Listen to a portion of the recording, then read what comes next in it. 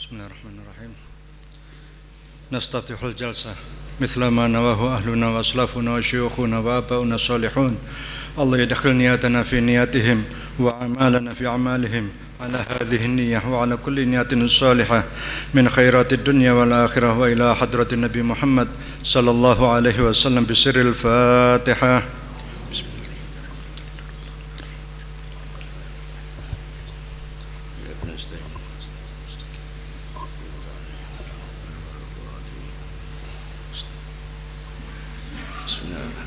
Alhamdulillahirabbil alamin wa bihi nasta'in ala umuri dunya waddin wassalatu wassalamu ala asyrafil anbiya'il mursalin sayyidina Muhammadin wa ala alihi wa sahbihi ajma'in. Rabbi shrah li sadri wa yassir li amri wahlul 'uqdatam min lisani yafqahu qawli. Amma ba'du. Assalamualaikum warahmatullahi wabarakatuh. Alhamdulillah, kita panjatkan puji syukur kehadirat Allah Subhanahu wa taala. Shalawat dan salam semoga dicurahkan bagi junjungan kita Nabi besar Muhammad sallallahu alaihi wasallam beserta segenap keluarga beliau, para sahabatnya, dan insyaallah kita semua umatnya hingga akhir zamannya.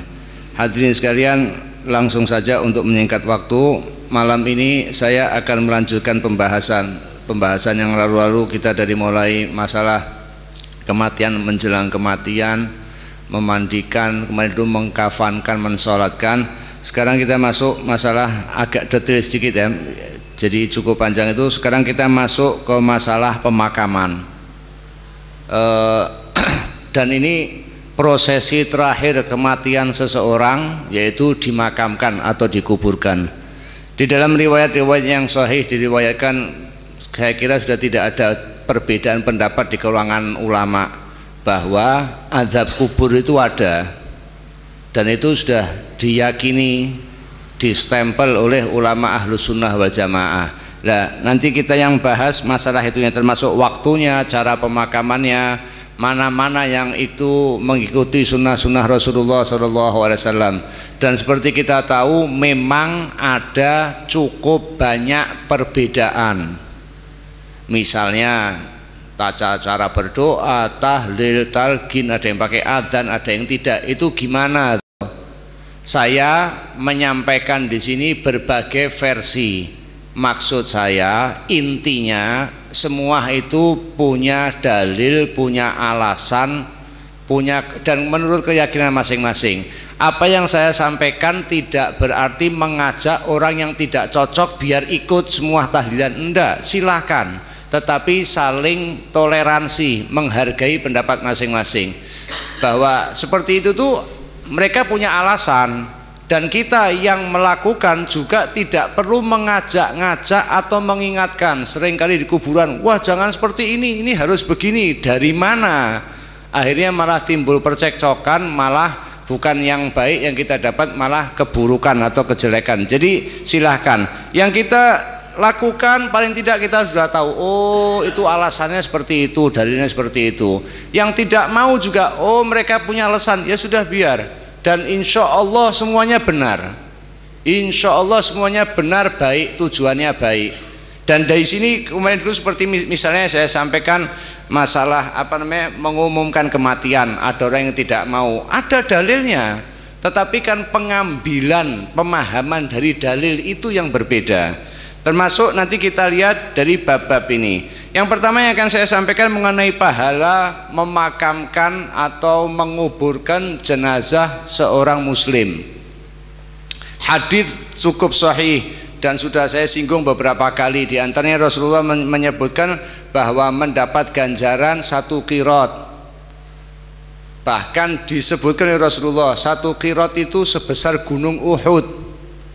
Jadi Rasulullah menyebutkan mensolati jenazah seorang muslim, dia akan mendapatkan pahala 1 qirot. Dan siapa yang ikut sampai pemakaman, tetapi di sini disebutkan di hadis, mengikuti jenazah seorang muslim karena iman dan mencari ridho Allah. Kita ini ngelayat biasanya karena pekewo, nek ora tonggo ya orang layat, karena kenal yang layat. Ini di sini yang dapat ya wallahu a'lam, qirot 1 qirot segunung Uhud atau gunung Lawu, wallahu a'lam. Tetapi yang jelas disebutkan oleh Rasulullah SAW yang pahala besar orang yang ikhlas. Melayatnya itu bukan karena alasan-alasan lain, tetapi semata-mata karena iman dan mencari ridha Allah Subhanahu wa taala. Di situ disebutkan bahwa kalau sampai pemakaman dia mendapatkan pahala 2 qirat. Ada sebuah riwayat menyebutkan sahabat Rasulullah SAW, putra dari Sayyidina Umar bin Khattab yang bernama Abdullah bin Umar. Sahabat-sahabat itu kadang manusiawi lumrah wajar, juga tidak tahu sebagian riwayat. Disebutkan bahwa setelah Rasulullah SAW meninggal, Abdullah bin Umar mendengar hadis ini tadi, bahwa siapa yang mensolatkan jenazah dia mendapat pahala 1 qirat, dan kalau dia mengantarkan sampai ke pemakaman mendapat pahala 1 qirat lagi ditambah. Dia baru dengar, dan orang zaman dahulu juga ini sahabat ini, itu dia tidak dengar, itu biasa. Jadi kalau ada perbedaan itu lumrah, wajar, tidak apa-apa gitu. Apa? Sahabat itu juga kritis, bukan asal percaya. Dia mendengar hadis itu dari sahabat Rasulullah Abu Hurairah. Bukan dia mencurigai, bukan, tetapi mau mencocokkan, diklarifikasi benar enggak toh Rasulullah bersabda seperti itu. Apa yang dilakukan oleh Ibnu Umar? Dia mendatangi Aisyah radhiyallahu anha dan bertanya, ya Aisyah, apa benar tadi Abu Hurairah menyampaikan hadis Rasulullah bahwa siapa orang yang mengantarkan jenazah juga mendapat pahala 1 qirat? Karena biasanya saya, Abdullah bin Umar mengatakan, hanya ikut sholat, tidak ikut sampai ke pemakaman. Tetapi kalau ternyata sampai pemakaman juga mendapat 1 qirat, saya akan ikut sampai pemakaman. Apa jawab Aisyah? Benar, saya juga mendengar hadis Rasulullah SAW. Dan dikatakan semenjak itu Ibnu Umar kalau melayat jenazah sampai ke pemakaman sekalian, karena dia mendengar sampai dia mengatakan laqad dhaya'tu qararit, rugi, saya sudah rugi beberapa qirat. Dulu saya belum tahu hadis ini, belum tahu ganjarannya seperti itu. Itu bedanya sahabat sama kita. Sahabat tahu dapat ganjaran dilakukan, kita ya mantuk-mantuk. Oh ya enggak, ngelayat, tetapi yang ngelayatnya begitu-begitu aja. Tapi bukan terus kalau misalnya tadi ya, kalau ngelayatnya karena tetangga tidak dapat ganjaran, ya insya Allah semua itu yang tahu Allah. Tetapi kita usahakan dalam menjalankan amal kebajikan apapun juga semata-mata ikhlas karena Allah Subhanahu wa taala. Itu mengenai pahala. Sekarang waktu kapan boleh memakamkan jenazah, ini ada perbedaan, dan ini yang tadi saya katakan. Jadi wajar, tidak apa-apa ada perbedaan pendapat. Ada di dalam hadis Rasulullah SAW, hadis riwayat Bukhari dan Muslim, dari Abu Hurairah bahwa Rasulullah SAW bersabda, bersegera dalam mengurus jenazah. Rasulullah itu memerintahkan agar cepat bersegera mengurus jenazah, karena jika ia baik maka engkau telah memajukan 1 kebaikan untuknya. Kalau dia itu orang baik, ke 1 kebaikan, keberuntungan biar lebih cepat. Dan jika tidak maka engkau menurunkan 1 kejelekan dari lehermu. Kalau itu ternyata orang baik, dengan diajukan sesegera mungkin menguburkan, itu orangnya kan lebih senang. Dan kalau itu ternyata orang yang kurang baik, kita juga sudah biar selesai cepat-cepat, kira-kira seperti itu. Ada riwayat, dan ini juga cukup sahih, dalam riwayat Imam Muslim dari sahabat Uqbah bin Amir. Ini ya, tadi saya sampaikan, saya sengaja membawa ini biar kita ini wawasannya luas. 1 bilang suruh cepat, 1 bilang begini. Apa? Dari riwayat Uqbah bin Amir, 3 waktu di mana Rasulullah melarang kami melakukan sholat dan menguburkan mayit. Ini hadits sahih Muslim, riwayat Muslim dari sahabat Uqbah bin Amir. 3 waktu di mana Rasulullah melarang kami melakukan sholat dan menguburkan mayit. Yaitu apa? Ketika matahari terbit hingga meninggi. Jadi mungkin ya antara jam 7 sampai jam 9 lah gitu ya. Terus apa? Ketika tengah hari hingga matahari condong ke barat. Dan yang ketiga itu matahari hampir terbenam menjelang maghrib. Itu kan kita kan setelah selesai sholat subuh kan tidak boleh sholat sunnah yang lain tidak boleh. Kalau jenazah ada riwayat masih boleh ya, termasuk mau maghrib itu juga dilarang. Ada lagi juga hadis Rasulullah SAW. Di sini riwayat Ibnu Majah. Kalau tadi riwayat Muslim, ini riwayat Imam Ibnu Majah. Dikatakan dari Jabir radhiyallahu anhu bahwa Rasulullah SAW bersabda, janganlah kamu sekalian menguburkan mayatmu pada waktu malam kecuali dalam keadaan yang memaksamu, kecuali kalau terpaksa. Hadisnya seperti itu. Berarti kan seolah-olah Nabi melarang jangan menguburkan jenazah malam kecuali terpaksa. Ini larangan mutlak atau sebaiknya? Nah itu sama ulama ini maaf bahasa diprotoli ini apa? Kenapa kok seperti itu? Ulama menyebutkan bahwa ini menguburkan mayat di malam hari ini maksudnya karena konon pernah kejadian karena biar cepat akhirnya merepotkan, bahkan ada riwayat sampai yang sholat hanya sedikit, ada riwayat sampai tidak disolatkan. Itu makanya Nabi menyebutkan seperti ini. Jadi kalau mau menguburkan malam, apakah ini dilarang mutlak? Bukan, saya ulangi ya. Jadi jangan salah, hadis ada, tetapi dari situ ulama diuraikan, kok riwayat satu bilang suruh cepat, tadi dilarang Nabi tidak bilang malam, tapi kok ini Nabi bilang malam. Jadi kita memahami hadis ini jangan satu digondeli, tidak bisa ini pada hadisnya, semua ada hadis, semua ada riwayat. Jadi menghadapi khilaf itu jangan bingung dulu, jangan tidak, tetapi dilihat kapan Nabi bicara seperti itu, kepada siapa Nabi bicara. Dan kalau Nabi bicara kok Nabi seolah-olah bertentangan, bukan bertentangan. Yang dihadapi siapa? Karena pada saat itu ada yang dikuburkan malam hari sampai terlalu buru-buru sampai ini sampai itu, Nabi bersabda seperti ini. Nah, yang tahu sampai detail itu kan ulama-ulama yang ngasih syarah hadis, yang dia menurutkan secara bahasa bagaimana. Jadi kita biar lebih bijaksana dalam mensikapi itu tadi ya, masalah waktu, juga masalah masuk ke dalam makam atau kuburan. Tidak ada khilaf, kita disuruh memberi salam. Assalamualaikum ahli kubur minal muslimin muslimat. Ada yang riwayat antum lahiqun wa nahusabikun. Intinya assalamualaikum, mendoakan yang dikubur dan mendoakan diri kita sendiri yang masuk. Dari hadis ini berarti jelas akal sehat kita mengatakan doa itu manfaat buat yang mati, buat yang hidup. Kalau dan itu hadis sudah super sahih, bukan cuma sahih. Berarti doa kita salam biasa aja, assalamualaikum itu doa. Makanya kita kan tidak boleh assalamualaikum sama orang kafir.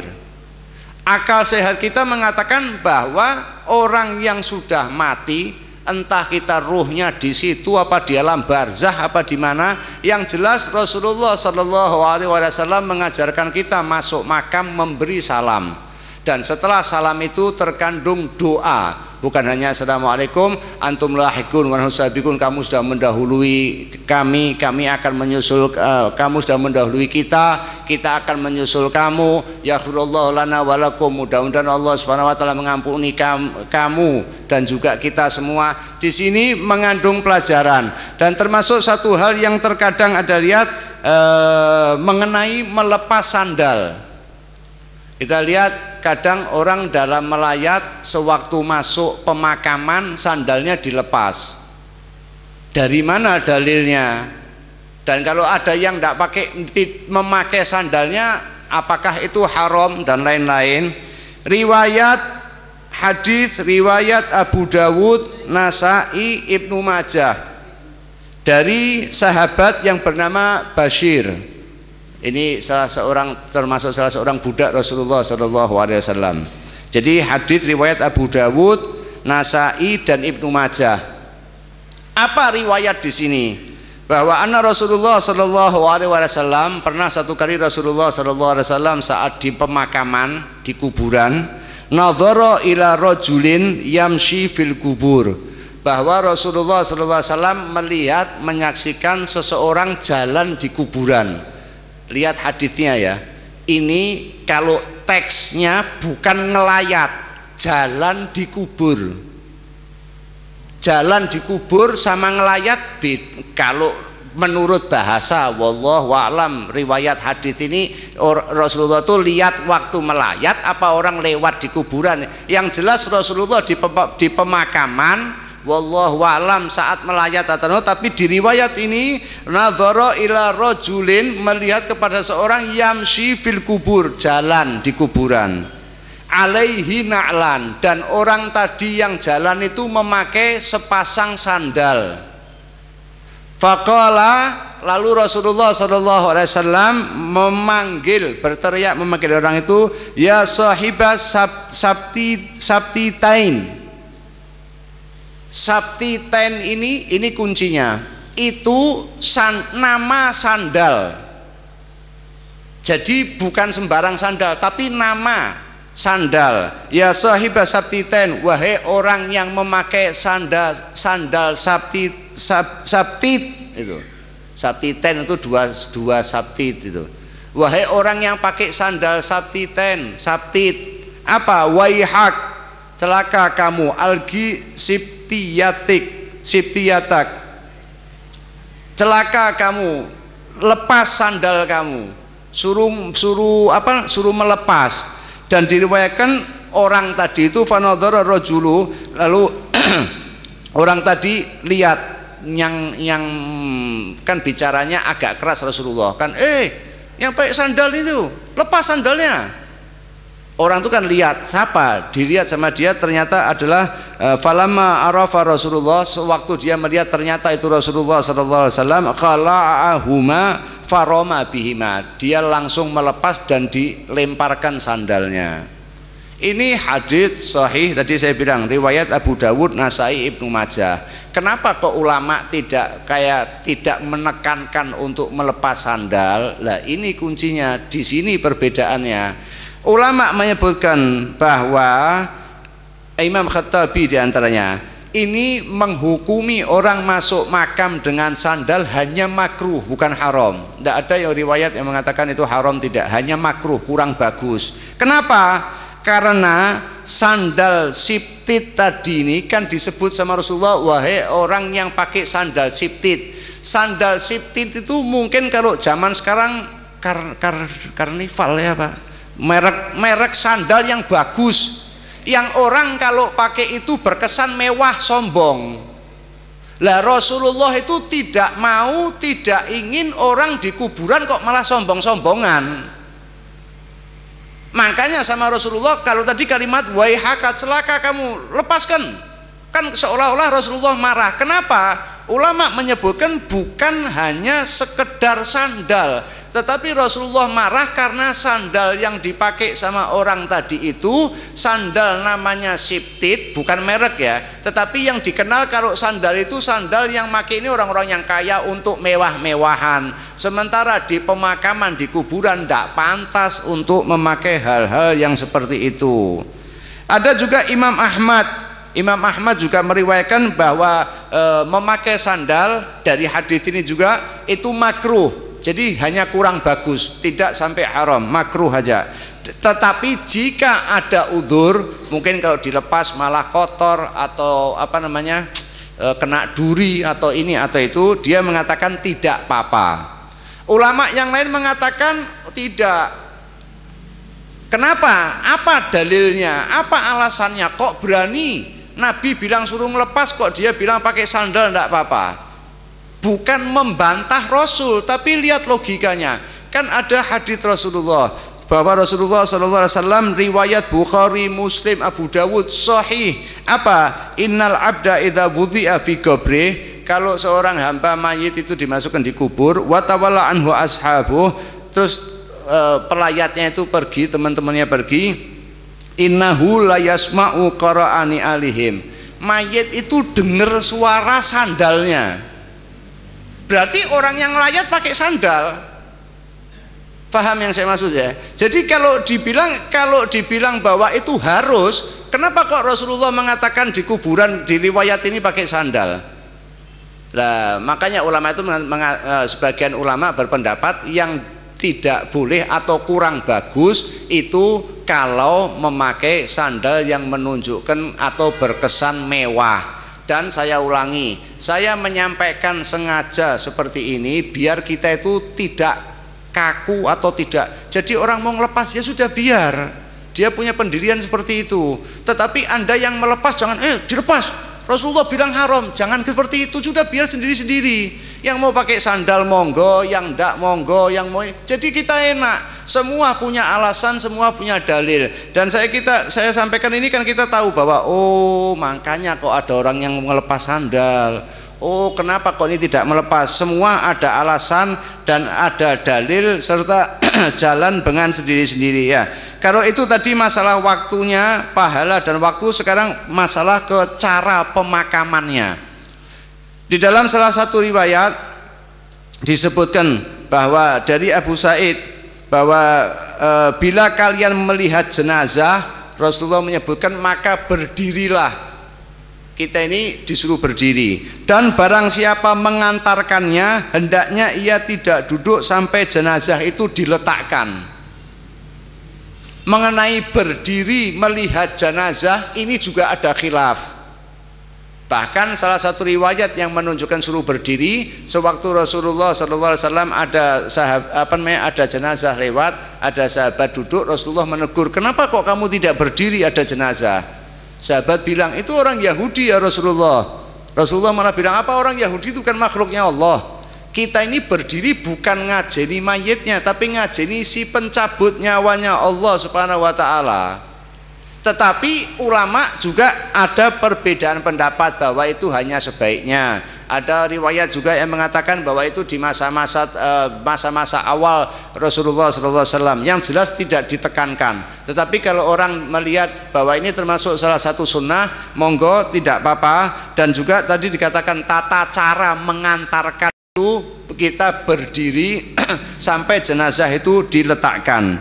Dan juga disebut bahwa ini kalau masalah memasukkan ke liang lahat itu ya, dari Abu Ishaq bahwa Abdullah bin Yazid riwayat Abu Dawud ini, dari Abdullah bin Yazid memasukkan mayit dari arah dua kaki kuburan, dan dia berkata ini menurut sunnah Rasulullah Shallallahu Alaihi Wasallam. Ini makam mayit itu dimasukkannya dari sisi sini, dimasukkannya begini. Ini, dan dia mengatakan ini menurut sunnah Rasulullah SAW. Kalau terus masukannya gini gimana? Tidak apa-apa gitu. Tapi kalau ini kan lebih punya nilai plus apa? Insya Allah karena ini mengikuti sunnah Rasulullah SAW. Dan di sini yang kita perlu tahu. Saya dari kaki aja, monggo. Tetapi kalau kita sebagai muslim kalau bisa semaksimal mungkin mengikuti sunnah Rasulullah SAW. Dari mana? Ya dari kaki. Apalagi nah ini kalau kita mengamalkan dari kaki, mudeng, faham, tahu ini sunnah, itu yang benar. Ada juga dari kaki memang lebih enak gini. Contoh aja, kita pakai baju putih. Saya pakai baju putih ini, kalau saya pakai baju putih karena saya mendengar hadis Rasulullah paling senang pakai baju putih. Rasulullah mengatakan itu jadikan saya pakai baju ini jadi dapat ganjaran. Tapi kalau saya pakai baju putih, wah biar kelihatan brewok saya dicukur, saya tidak dapat ganjaran pakai baju putih saya pakai baju putih. Tetapi apa? Tidak ada nilai kalau kita tahu, dan di situ kita makanya perlu paham. Kenapa dari seperti ini? Oh itu termasuk salah satu sunnah Rasulullah SAW. Dan ini sunnah. Jadi kalau kita melihat orang memasukkan dari sini, ya sudah diem aja. Ini bukan wajib aja kok. Kok ribut masalah yang kecil-kecil gitu. Ini kan cuma sunnah. Mungkin ada memasukkan jenazah pakai apa? Tali, pakai ini, kan tidak mungkin dari sebelah situ. Jadi tidak masalah, hanya sebaiknya gitu. Dari juga riwayat Ibnu Umar bahwa Rasulullah SAW bersabda, bila engkau meletakkan mayitmu di kuburan, maka ucapkanlah bismillah wa ala millati Rasulillah. Kita kadang kalau melayat kan melihat orang-orang membaca bismillah wa ala millati Rasulillah, mungkin maaf ada orang bodoh bilang yo apa meneh maca apa kok bismillah dudu bismillahirrahmanirrahim kok bismillah wa ala millati Rasulillah. Lah makanya belajar ini sunnah kan dari mana ya, ini dalilnya bahwa Rasulullah SAW mengatakan bila engkau meletakkan mayitmu di kuburan maka ucapkanlah bismillah wa ala millati Rasulillah. Artinya apa? Dengan nama Allah dan atas agama Rasulullah SAW. Hadis ini dikeluarkan tadi bismillah wa ala millati Rasulillah tadi ini diriwayatkan oleh Imam Ahmad, Abu Dawud, Nasai. Hadis sahih menurut Ibnu Hibban dan mauquf. Ada, jangan bingung kalau satu hadis itu menurut ulama ini sahih, ulama ini bilang tidak, satu ulama bilang perawi ini begini, satu wes, itu muter-muter agak memusingkan juga. Tetapi paling tidak selama itu ada hadis dan ada ulama ahli hadis, bukan sembarang ulama mengatakan itu hadis walaupun dhaif. Kita jangan keliru ya, walaupun dhaif, karena ulama ahlu sunnah wal jamaah dari zaman dahulu sampai sekarang bahwa, dan itu sering saya sampaikan, hadis dhaif ulama, saya ulangi ya, ulama ahlu sunnah wal jamaah dari abad ketiga 4 mengatakan hadis dhaif boleh dipakai selama bukan masalah hukum, tetapi masalah keutamaan juga masalah tahdzir atau apa tahdzir itu, nakuti atau ancaman, itu boleh. Itu ulama ahlu sunnah wal jamaah mayoritas. Dan apa juga yang kita perlu juga lihat di sini, riwayat yang lain, bahwa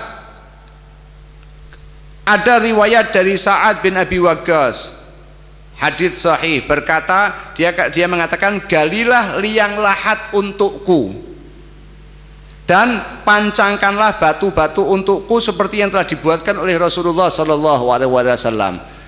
Di dalam kitab-kitab hadis yang menerangkan mengenai ini dalam kuburan itu ya, ada sakfu, kalau tidak salah namanya, ada sakfu Allah-dulana wa sakfu li ghairina, kalau tidak salah namanya sakfu itu. Lahat itu jadi gini, ini tanah terus apa namanya dikerowoki gitu, dilobangi gitu. Jadi ini lurus tapi sini dikerowoki segini. Mayat itu dimasukkan di situ. Ini namanya lahat.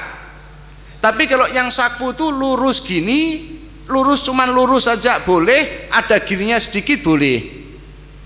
Nah, di dalam hadis-hadis yang cukup sahih diriwayatkan Rasulullah itu lebih cenderung lebih senang, dan ada hadis tadi itu Allah dulana, lahat ini yang bentuknya seperti ini, termasuk makamnya Rasulullah SAW sendiri. Rasulullah dikuburkan bentuknya lahat, paham ya? Dalamnya kuburan loh, lurus, itu namanya sakfu. Ada yang lurus terus dikerowoki segini, mayat itu dimasukkan di situ, jadi kan sudah ngadep kiblat. Itu yang lebih bagus. Saya lihat kalau di pemakaman Klumprit itu pertama seperti itu, tapi sekali apa dua kali sudah kembali lurus lagi. Boleh, hanya saja mungkin kalau ulama mengatakan yang lebih bagus itu yang lahat namanya, yang seperti ini tadi. Ada juga riwayat Rasulullah SAW tadi ya, dimasukkan dari arah kaki, kalau membaca itu bismillah wa ala millati Rasulillah. Ada riwayat juga menyebutkan yang bulan lalu sempat saya sampaikan, bahwa Anas bin Malik berkata, kami menyaksikan putri Rasulullah SAW waktu dimakamkan, dikuburkan. Ia berkata, Rasulullah SAW duduk di atas kubur, lalu aku melihat kedua mata beliau berlinang. Ini hadis sahih Bukhari, sahabat-sahabat lain juga. Beliau lalu bersabda, bertanya, apakah di antara kalian ada orang yang tidak mencampuri istrinya tadi malam? Jadi istrinya Rasulullah meninggal, saya lupa yang Ruqayyah atau yang Ummu Kalthum. Istrinya Sayyidina Utsman yang kedua, Ruqayyah atau Ummu Kalthum, salah satu itu. putri Rasulullah meninggal, sahabat tadi mengatakan, Anas mengatakan Rasulullah berdiri di ujung makam, terus sewaktu mau memasukkan ke dalam liang lahat tadi, Rasulullah bertanya, siapa yang tadi malam tidak hubungan seks dengan istrinya? Sahabat Abu Thalha berkata, saya ya Rasulullah. Lalu Rasulullah mengatakan, kamu turun, disuruh turun, suruh memasukkan jenazah putri Rasulullah sallallahu alaihi wasallam. Ini hadis sahih, ulama sepakat benar. Nah itu tadi kan saya bilang ini gambaran aja, jangan heran, peristiwanya satu, hadisnya satu, ulama itu berbeda cara pandangnya. Yang satu menjadikan peristiwa dan hadis ini sebagai dalil bahwa orang yang bukan mahram boleh memasukkan jenazah. Ada wanita, saya tidak kenal siapa, tidak ada hubungan darah sama saya boleh memasukkan. Dalilnya apa? Ini karena Rasulullah bertanya. Ada ulama kelompok lain menjadikan hadis ini sebagai dalil alasan bahwa kalau orang yang malam harinya berhubungan dengan istri dilarang memasukkan jenazah. Ini kan benar semua loh. Tetapi ada kelompok ketiga yang berpendapat, saya bukan ngerasani, bukan ini, bukan itu, saya hanya menyampaikan.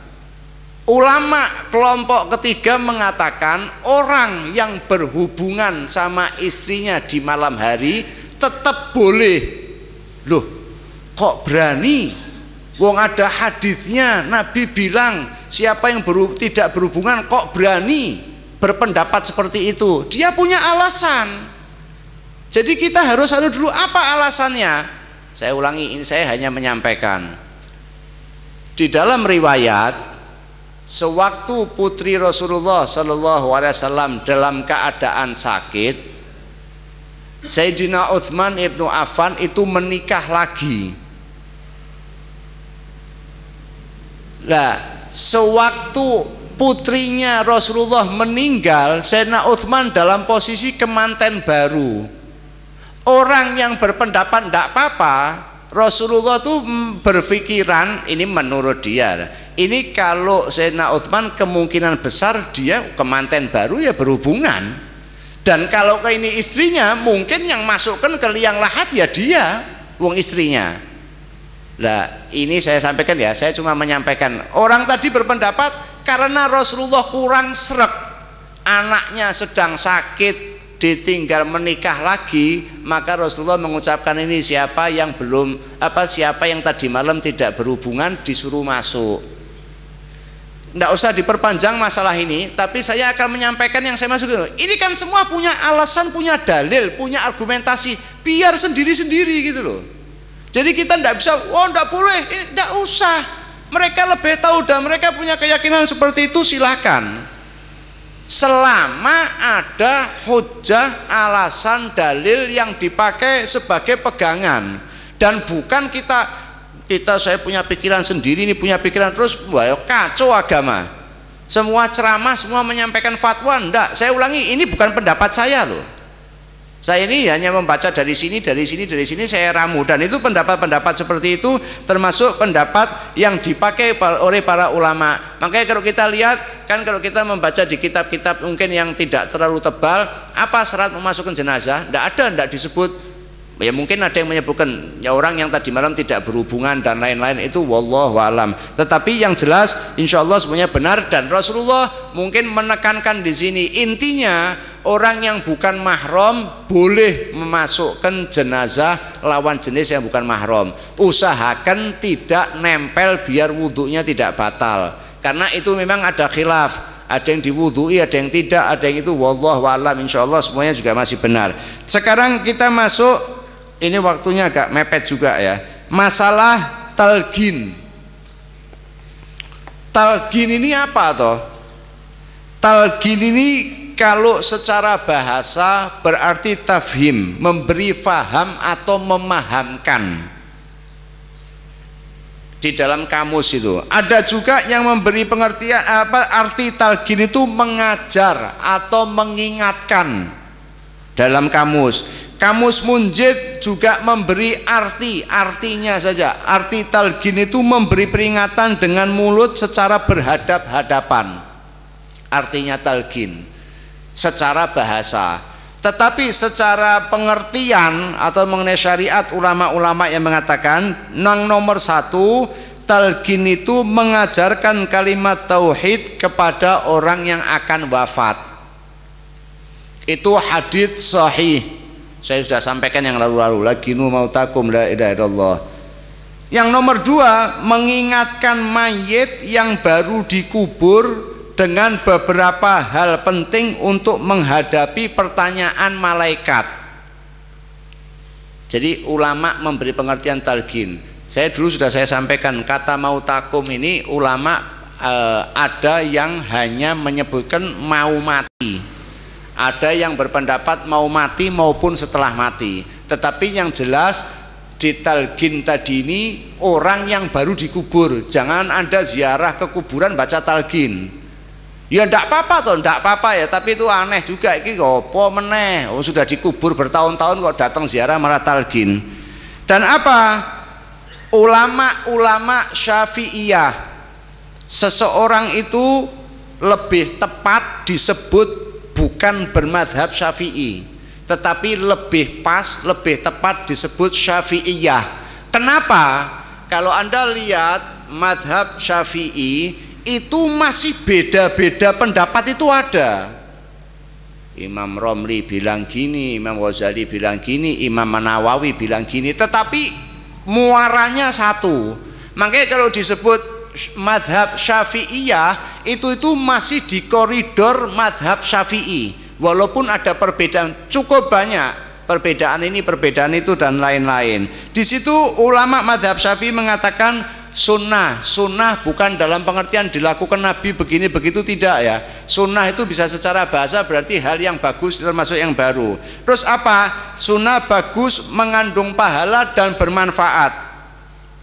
Siapa ulama Syafi'iyah yang berpendapat seperti itu? Di antaranya Sayyid Bakri Syata Ad-Dimyati, Imam Nawawi, Romli dan lain-lain, Ibnu Hajar Al-Haytami di kitabnya masing-masing. Dari mana dalilnya? Dalilnya hadis dhaif. Ulamanya sendiri bilang hadis ini dhaif. Dari mana? Dari hadis Dhamrah Ibnu Habib, bahwa salah seorang tabi'in berkata, seorang tabi'in ya, mereka menganjurkan bila tanah di atas kuburan telah rata, sudah diratakan dan orang-orang telah kembali, hendaknya diucapkan di atas kuburan itu, wahai fulan katakanlah la ilaha illallah 3 kali, hei fulan katakanlah Allah Tuhanku, dan lain-lain. Ini saya ulangi, hadis dhaif riwayat Sa'id Ibnu Mansur, dan dikatakan hadis mauquf. Mauquf itu hadis yang disandarkan hanya kepada sahabat. Jadi ini kan bukan Nabi bilang kalau ada yang meninggal, enggak, jangan keliru ya. Jadi tidak ada Nabi membaca talqin, itu tidak dari hadis ini, tetapi tabi'in tadi, dan mengatakan hadis yang mauquf. Dalam riwayat Tabrani juga meriwayatkan hadis serupa dari Abu Umamah dengan marfu, hadisnya cukup panjang, dikutip di dalam kitab Nailul Autar. Apa?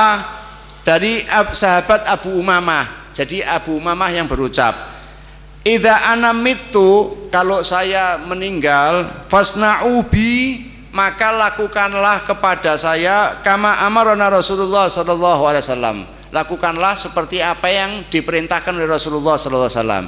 Saya ulangi ya, ini ucapannya Abu Umamah.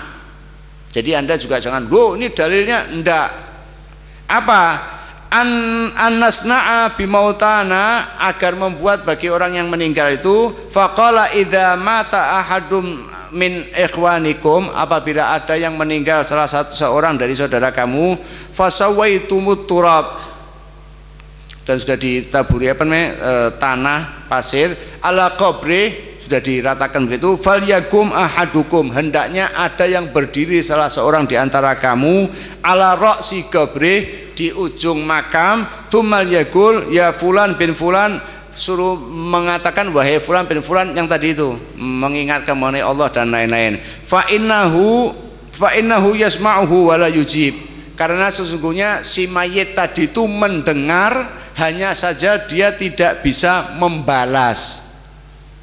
Kalau pertanyaan sekarang tadi, hadis ini menyebutkan bahwa mayit itu mendengar, dan tadi di dalam riwayat Bukhari, Muslim dan lain-lain kita semua juga mendengar hadis Rasulullah, bahwa Rasulullah mengatakan mayit itu dengar suara sandal, berarti dengar gitu. Kita masuk ke makam membaca salam, berarti ya dengar. Kalau enggak masa ngasih salam batu sama kijing sama, ya enggak mungkin. Apa Rasulullah keliru kan seperti itu? Itu riwayat, dan saya ulangi, riwayat ini bisa dikatakan apa namanya, dhaif. Dan tadi hadisnya mauquf, juga hadis ini hadis yang dikatakan tadi hadis marfu, hadis yang disandarkan kepada Rasulullah SAW dari sahabat Abu Umamah, diperselisihkan. Jadi bukan sahih, tidak. Tetapi ulama yang mengatakan bahwa talqin itu masih baik, bagus, boleh diamalkan, memiliki beberapa dalil penopang, dalil yang bukan langsung. Jadi kalau Anda tanya Rasulullah mengajarkan talqin, enggak. Apa riwayat? Yaitu riwayat dari Abu Dawud dan dinilai sahih oleh sahabat Hakim, riwayat dari Sayyidina Utsman ibnu Affan. Di situ Rasulullah SAW, ucapan Rasulullah secara langsung, bila selesai pemakaman mayit, beliau berdiri di atasnya dan bersabda, mintalah ampunan untuk saudaramu, fas'alus tathbit fa innahu al-an yus'al. Mintalah ampunan dan apa? Untuk saudaramu, dan mohonkanlah ditetapkan hatinya untuk menjawab, maksudnya menjawab pertanyaan dua malaikat, karena sekarang ini dia sedang ditanya. Fa innahu al-an yus'al. Dan tidak ada khilaf Rasulullah kan. Jangan lupa, saya dulu pernah menyampaikan, doa sama tahlil serupa tapi tak sama. Kalau doa tidak ada khilaf doa itu, maaf, kalaupun tidak mau tahlil tidak apa-apa, tapi jangan tidak berdoa sama sekali. Itu masing-masing ya, saya tidak mengatakan anu ya, tetapi jangan berlebih-lebihan. Doa itu ya Allah, mana ada dalilnya yang doa tidak diterima itu? Doa insya Allah diterima, apalagi orang tua sama anaknya, ya jangan. Tidak harus tahlil dan tidak perlu tahlil, mau monggo silakan, mau tahlil tidak, manu tidak, tetapi dalil yang tidak langsung mengenai hal-hal seperti ini bukan tidak ada. Dan tadi saya khusus membahas mengenai talqin tadi ini.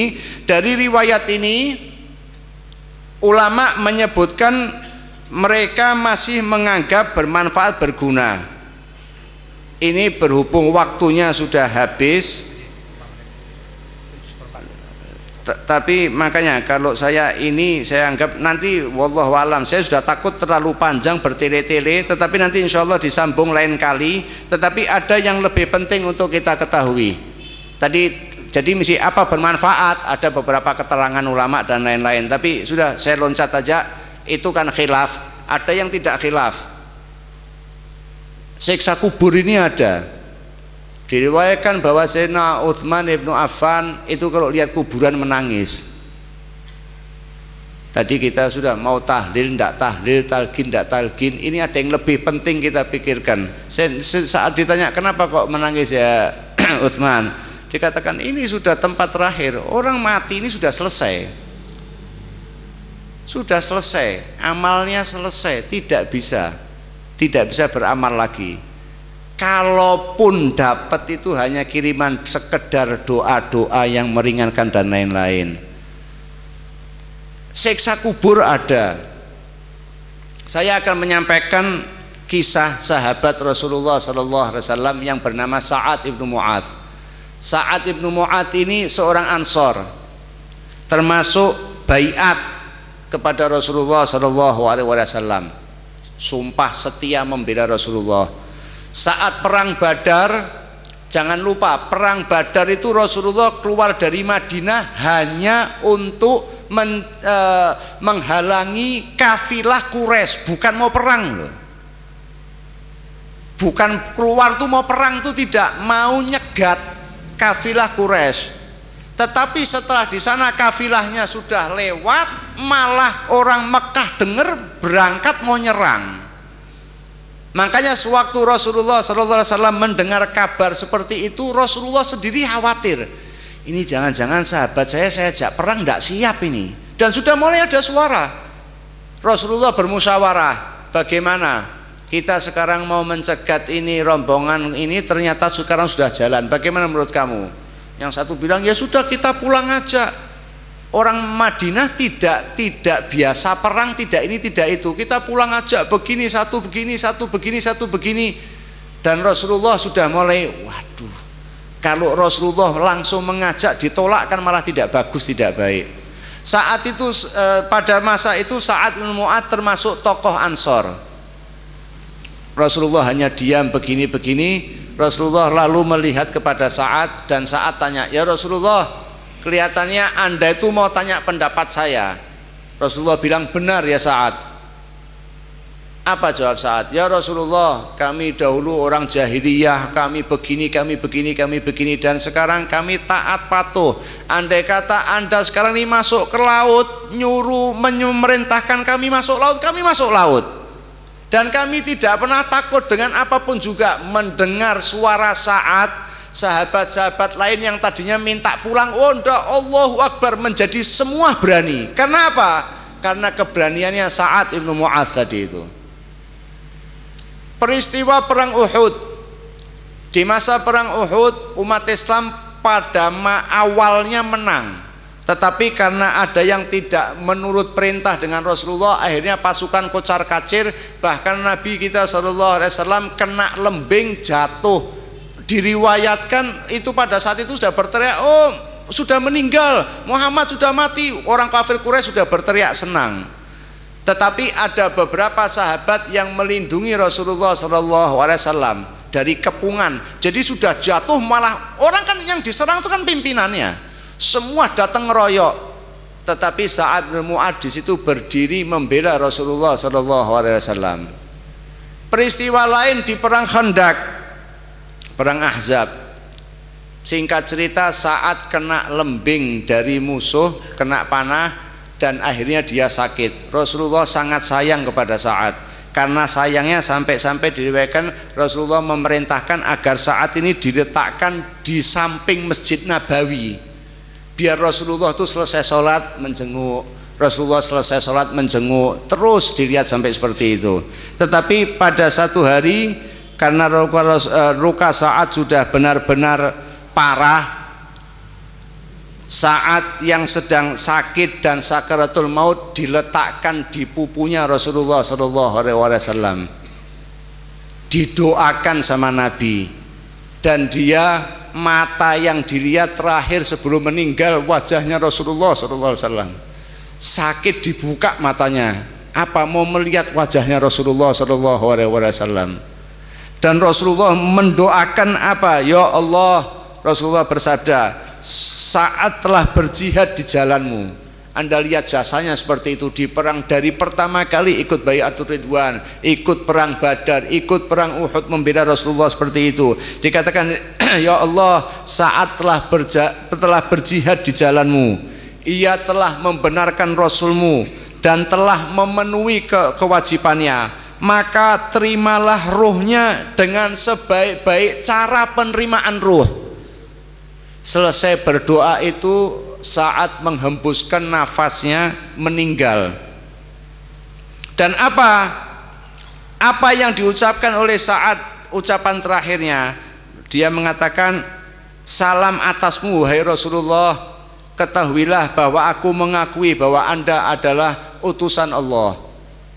Sewaktu Sa'ad ini tadi meninggal, Rasulullah SAW di pemakaman dan lain-lain bersabda di dalam hadis yang sahih, kalau tidak salah riwayat Ibnu Majah, Rasulullah mengatakan, laqad taharraka taharrakalahul arsy, bahwa sungguh kematian Sa'ad tadi sahabat Rasulullah menggetarkan arsy-Nya Allah. Wa futihat lahu abwabus sama, pintu-pintu langit ini dibuka karena kematiannya Sa'ad. Wa syahidahu sab'una alfan minal malaikah, dan disaksikan 70.000 malaikat datang ke kematiannya Sa'ad seperti ini. Pak, ikut perang Badar, membela Nabi, mengamini doanya Nabi, setiap hari melihat Nabi, mati di pangkuan Nabi, terlihat wajah terakhir yang dipandang pandangannya siapa? Rasulullah sallallahu alaihi wasallam. Orang yang seperti itu aja Rasulullah di hadis ini mengatakan walaqad dhammahu tsumma farraja anhu. Saat yang seperti itu apa? Pada mulanya dihimpit oleh kubur, tetapi kemudian dilepaskan. Ini seperti ini loh Pak. Ini sahih. Saya nakuti bukan. Cuman kita ya terlalu sembrono. Amal ndak genah, lesan ndak dijaga, nyakiti hati orang.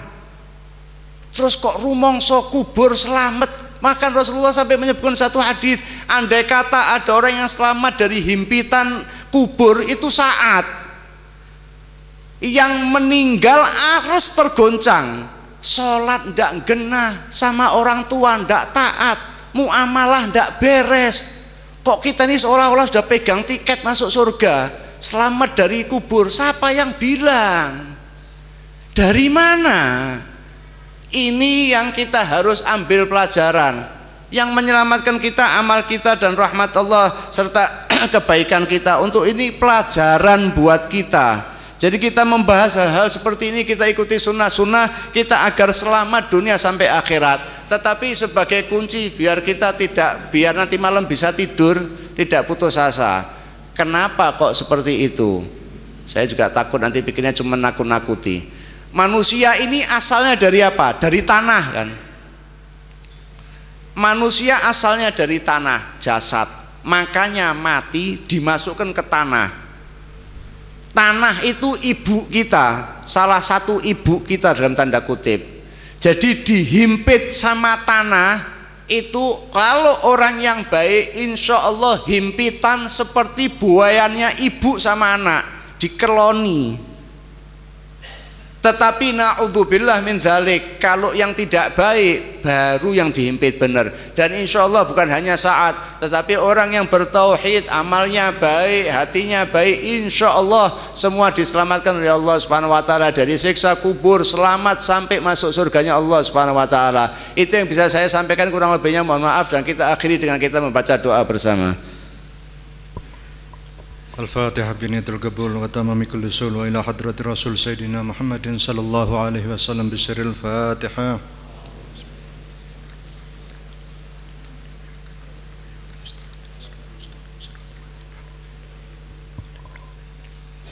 يا ربنا اعترفنا بأننا اعترفنا وأننا أشرفنا على لظى أشرفنا وتب علينا توبة تغسل كل حوبة واستر لنا العورات وآمن الروعات واغفر لوالدينا ربي ومولودينا والأهل والإخوان وسائر الخلان وكل ذي محبة أو جيرة أو صحبة والمسلمين أجمعين آمين ربي اسمع فضلا وجودا منا لا باكتساب منا بالمصطفى الرسول نعطى بكل سوري صلى وسلم